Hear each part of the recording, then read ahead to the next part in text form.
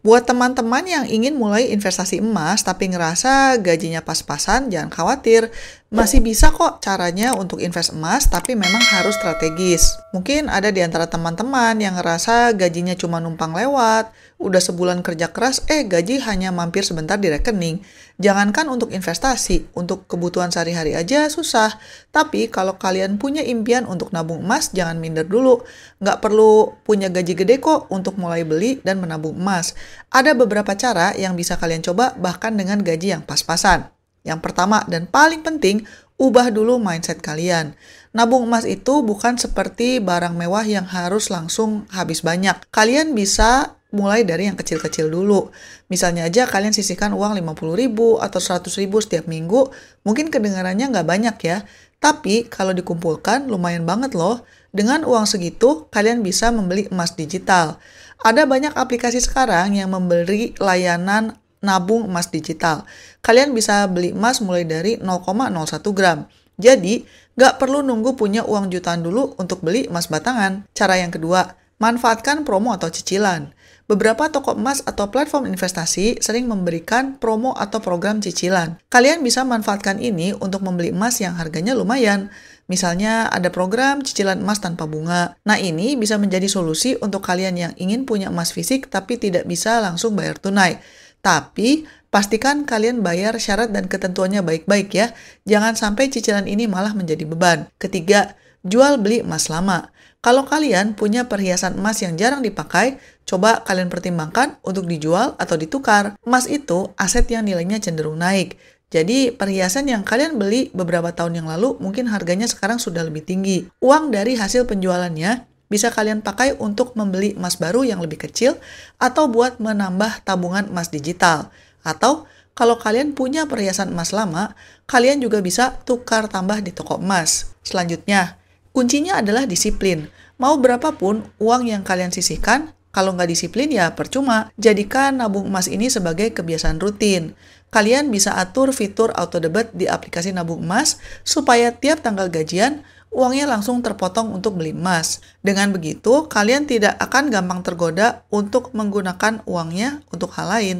Nabung emas ini memang butuh proses dan kesabaran, tapi hasilnya insya Allah akan sepadan. Kalian bisa kok punya tabungan emas asal kalian mau mulai dan konsisten. Masih ada cara-cara lain, misalnya kalian bisa memanfaatkan uang bonus tahunan atau kalau dapat uang THR. Misalnya kalau ada bonus tahunan tadi ya dari kantor atau THR, ya gunakanlah untuk investasi emas. Atau misalnya kalau ada uang kembalian dari belanja yang lumayan berlebih, ini uang jangan dihabiskan untuk jajan, coba sisihkan sebagian untuk beli emas. Dengan begitu, kalian tidak akan merasa berat karena uang yang disisihkan bukan dari alokasi gaji bulanan yang sudah mepet. Ini cara yang efektif banget untuk menambah porsi tabungan emas tanpa mengganggu pos keuangan yang lain. Jangan lupa selalu pantau harga emas.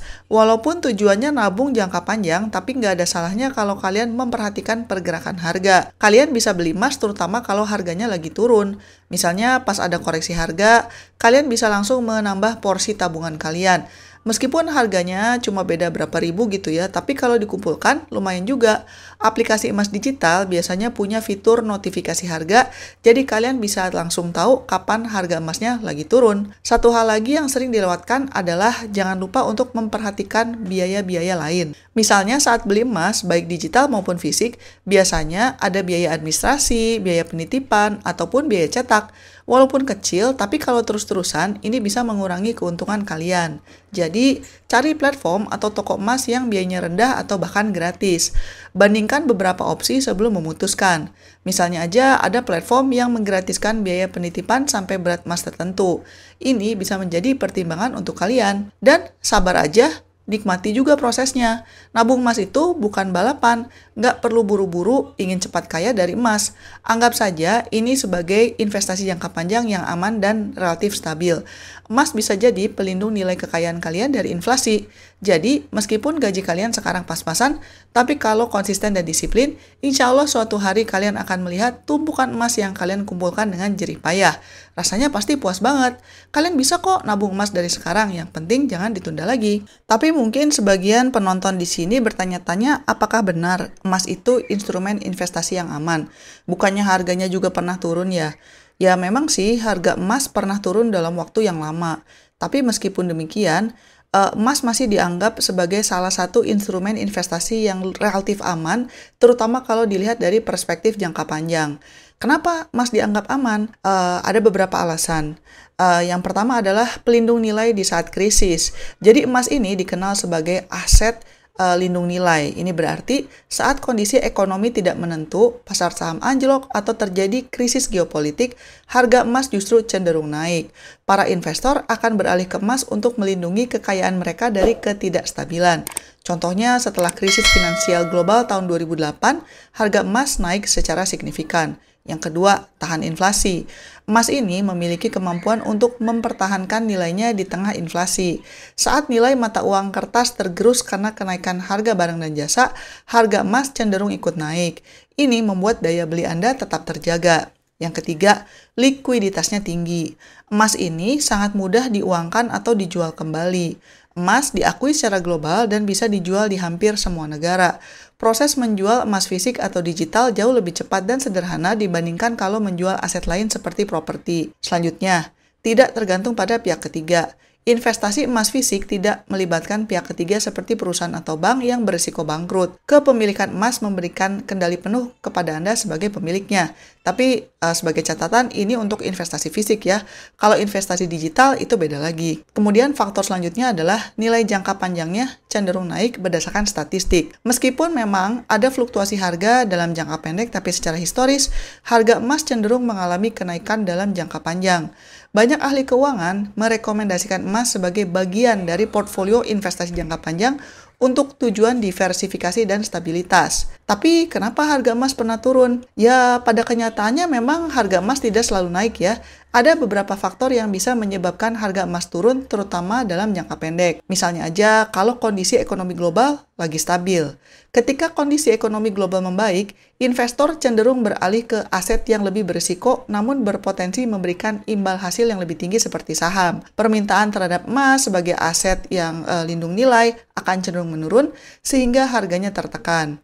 Kemudian, kenaikan suku bunga. Bank sentral di Amerika Serikat seringkali menaikkan suku bunga untuk menekan inflasi. Kenaikan suku bunga membuat instrumen investasi lain seperti obligasi dan deposito menjadi lebih menarik karena imbal hasilnya meningkat. Hal ini bisa membuat investor menjual emas mereka dan beralih ke instrumen tersebut sehingga menyebabkan harga emas turun. Kemudian, bisa juga karena terjadi penguatan dolar Amerika Serikat. Harga emas global biasanya berbanding terbalik dengan nilai dolar. Kalau dolar Amerika menguat, harga emas jadi lebih mahal bagi investor yang menggunakan mata uang lain, sehingga permintaannya menurun dan harganya juga ikut turun. Faktor lainnya adalah aksi profit taking. Setelah harga emas naik tajam dalam waktu singkat, banyak investor yang akan menjual emas mereka untuk mendapatkan keuntungan. Aksi jual besar-besaran ini juga bisa menekan harga emas.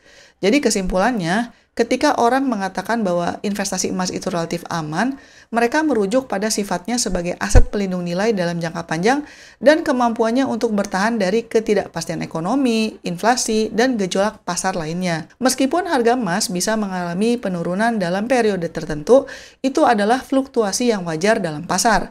Penurunan tersebut tidak menghilangkan esensi emas sebagai instrumen yang dapat menjaga nilai kekayaan Anda dari waktu ke waktu, terutama saat dibandingkan dengan mata uang yang nilainya bisa tergerus inflasi. Untuk memaksimalkan keuntungan dan meminimalkan portfolio, investasi emas disarankan untuk jangka panjang dan hanya merupakan bagian dari diversifikasi portfolio dan bukan dimaksudkan untuk mendapat keuntungan cepat dalam jangka pendek. Sekian dulu episode kali ini dan selamat mencari kebahagiaan. Bye-bye!